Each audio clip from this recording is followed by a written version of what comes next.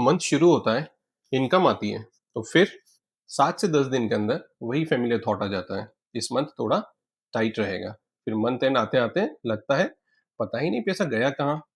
आज इंडिया में काफ़ी हाउसहोल्ड्स की रियलिटी यही है। अक्सर कैश क्रंच इसलिए नहीं होता क्योंकि इनकम कम होती है। वो होता है क्योंकि ईएमआई पहले से चल रही होती है। रेंट से पहले ईएमआई, सेविंग से पहले ईएमआई, इमरजेंसी फंड से पहले भी ईएमआई। आज हम डेट या लोन को जज नहीं करेंगे। आज हम डेट को डिकोड करेंगे और समझेंगे कैसे डेट को अपने कंट्रोल में रखा जाता है। आजकल लोन लेना काफी इजी हो गया है। मोबाइल ऑन करते से ही credit card offer, buy now pay later offer, no cost EMI, instant personal loan, सब कुछ इजी लगता है। पर फाइनेंशियल हिस्ट्री एक चीज क्लियर दिखाती है, जो चीज आज इजी लगती है वो कल महंगी पड़ती है। According to RBI and multiple media reports, personal loan, credit card outstanding, unsecured borrowings सब डबल डिजिट से ग्रो कर रहे हैं और ये ग्रोथ इनकम ग्रोथ से तेज है। ये सिर्फ नंबर्स नहीं है, ये वो हाउस होल्ड्स हैं जो कहते हैं सेविंग नेक्स्ट ईयर से करेंगे, इमरजेंसी फंड बाद में देख लेंगे, बस ये ईएमआई खत्म हो जाए देन इन्वेस्ट करेंगे, और फिर एक ईएमआई खत्म होती है तो दूसरी शुरू हो जाती है। बिहेवियरल फाइनेंस स्टडीज ये भी बताती है कि जब कोई कांस्टेंट ईएमआई प्रेशर में होता है तो उसके डिसीजंस और भी वीक हो जाते हैं, और इसे ही कहते हैं डिसीजन फैटीग। रोज रोज पैसे के बारे में सोचना ही मेंटल थकान बन जाता है। हर खर्चा कैलकुलेट करना, हर प्लान के साथ ईएमआई जोड़ना, हर मंथ एक इनविजिबल प्रेशर। हमने काफी फैमिलीज के साथ में ये एक सिचुएशन देखी है जहां इनकम अच्छी होती है, पर जब चाइल्ड एजुकेशन, पेरेंट्स की मेडिकल बिल्स और ईएमआई एक साथ आते हैं, पैनिक शुरू हो जाता है, क्योंकि पैसा पहले से ही ईएमआई में बुक्ड होता है। और जब लाइफ के डिसीजन बैंक बैलेंस नहीं, लोन शेड्यूल लेने लगे, समझ लीजिए लोन सिर्फ फाइनेंशियल इशू नहीं रहा, वो लाइफ स्टाइल इशू बन चुका है। एक बात क्लियर कर देते हैं, लोन लेना गलत नहीं होता, लोन लेने वाले लोग गलत नहीं होते। प्रॉब्लम तब होती है जब लोन और ईएमआई डिफॉल्ट सेटिंग बन जाता है। आज ईएमआई इतनी नॉर्मल हो चुकी है कि बिना लोन लिए कुछ खरीदना लोगों को ऑड लगता है। डेट एक टूल है और टूल का काम होता है मदद करना, बट जब टूल का यूज गलत जगह हो तो वो मदद नहीं, डैमेज करता है। इसीलिए डेट को आज हम दो पार्ट्स में डिवाइड करेंगे, गुड डेट और बैड डेट। गुड डेट वो होता है जो आपको स्ट्रांग बनाता है, कमजोर नहीं। गुड डेट के चार क्लियर सिग्नल्स होते हैं: लॉन्ग टर्म बेनिफिट देता हो, इंटरेस्ट रिजनेबल हो, ईएमआई इनकम के अंदर हो, एग्जिट प्लान पहले से क्लियर हो। एग्जाम्पल, एजुकेशन लोन जब स्किल्स बढ़े और अर्निंग कैपेसिटी इंप्रूव हो। डेटा ये भी दिखाते हैं कि skill linked education loans long term income potential को इंप्रूव करते हैं। सेकंड, होम लोन जब ईएमआई रेंट के बराबर हो या थोड़ा ऊपर हो और आपको स्टेबिलिटी मिले। एक्सपर्ट्स कहते हैं कि हाउसिंग लोन की ईएमआई आपकी इनकम के 25 से 30% के अंदर होनी चाहिए।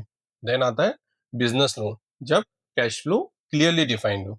यहाँ एक बात ध्यान देने लायक है, आज जो लोग डेट ट्रैप में फंसे हुए हैं उनमें से ज्यादातर लोगों ने गलत लोन नहीं लिया है, उन्होंने गलत टाइम पे लोन लिया है, और यहीं से बैड डेट की कहानी शुरू होती है। बैड डेट वो होता है जो आज कंफर्ट देता है पर कल आपकी चॉइसेस कम कर देता है। बैड डेट का सबसे डेंजरस पार्ट ये होता है कि वो इनकम नहीं, प्रेशर क्रिएट करता है। चलिए अब कुछ प्रैक्टिकल एग्जांपल्स देखते हैं। पहला और सबसे dangerous, credit card minimum due culture. India में credit card interest rate 30 to 40% तक होते हैं। मिनिमम ड्यू भरने से आप लोन क्लोज नहीं करते, आप सिर्फ टाइम खरीदते हो, और उस टाइम का कॉस्ट होता है high interest plus mental pressure. इसलिए क्रेडिट कार्ड डेट सबसे महंगा और सबसे ज्यादा स्टिकी डेट होता है, इससे निकलना बहुत मुश्किल होता है।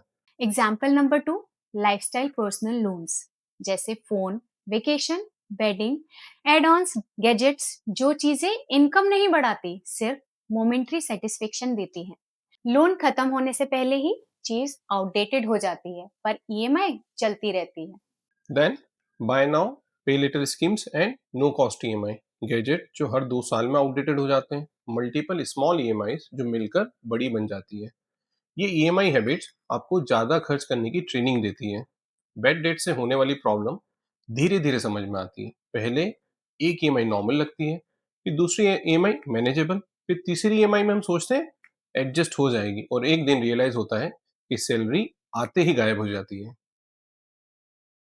करियर के स्टार्टिंग इयर्स का काम होता है सेविंग हैबिट बनाना, इमरजेंसी फंड बनाना, न्यू स्किल्स सीखना, इनकम स्टेबिलिटी बिल्ड करना। पर जब इसी स्टेज पर 50 से 70% इनकम ईएमआई में चली जाए, तो जिस फेज में आपको ग्रोथ पे ध्यान देना होता है, वो सिर्फ सर्वाइवल में निकल जाता है। इस एज में अगर कैश फ्लो ईएमआईज में लॉक हो जाए, तो इन्वेस्टमेंट का सबसे पावरफुल फेज मिस हो जाता है। 20s और 30s का टाइम ईएमआईज का नहीं होता, ये टाइम होता है ऑप्शंस बिल्ड करने का, ग्रोथ अचीव करने का। हर लोन से पहले खुद से 3 सवाल पूछिए। नंबर 1, क्या ये लोन मेरी अर्निंग कैपेसिटी बढ़ा रहा है? नंबर 2, क्या मैं इस ईएमआई को बिना स्ट्रेस हैंडल कर सकता हूँ? और नंबर 3, क्या ये लोन मेरे फ्यूचर ऑप्शंस को कम कर रहा है? अगर तीसरा सवाल हाँ लग रहा है, तो अलर्ट हो जाइए। अगर आप ऑलरेडी ईएमआईज या लोन के प्रेशर में हो, तो एक बात समझ लीजिए, आप फेल्ड नहीं हो। Just a simple steps follow करके इस सिचुएशन से बाहर आया जा सकता है। पहला स्टेप, सबसे पहले काम करिए, नया लोन लेना बंद कर दीजिए, अपने क्रेडिट कार्ड को लॉक कर दीजिए। सेकंड स्टेप, जिसे स्नोबॉल मेथड बोला जाता है, सबसे छोटे लोन को पहले खत्म करो ताकि मेंटल सेटिस्फेक्शन मिले। देन हमें स्टेप 3 पे आना है, मतलब एवेलांच मेथड, सबसे हाई इंटरेस्ट लोन जैसे credit card outstanding, personal loan को पहले पे करो ताकि इंटरेस्ट बर्डन कम हो सके। सिंपल रूल्स याद रखिए। टोटल ईएमआई इनकम के 30 से 35% तक ही हो। इमरजेंसी फंड के बिना कोई न्यू डेट नहीं। क्रेडिट कार्ड को सिर्फ पेमेंट टूल की तरह ही यूज करें, बोरोइंग टूल की तरह बिल्कुल भी नहीं। हर लोन का एग्जिट पहले से डिसाइड हो, डेट कंट्रोल में हो, तो लाइफ में चॉइसेस होती हैं।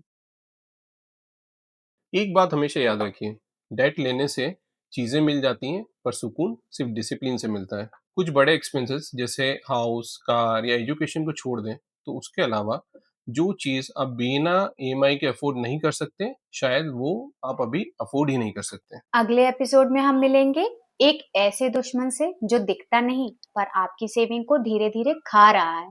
हम बात करेंगे इन्फ्लेशन यानी महंगाई की।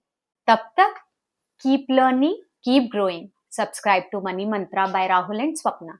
जय श्री कृष्ण।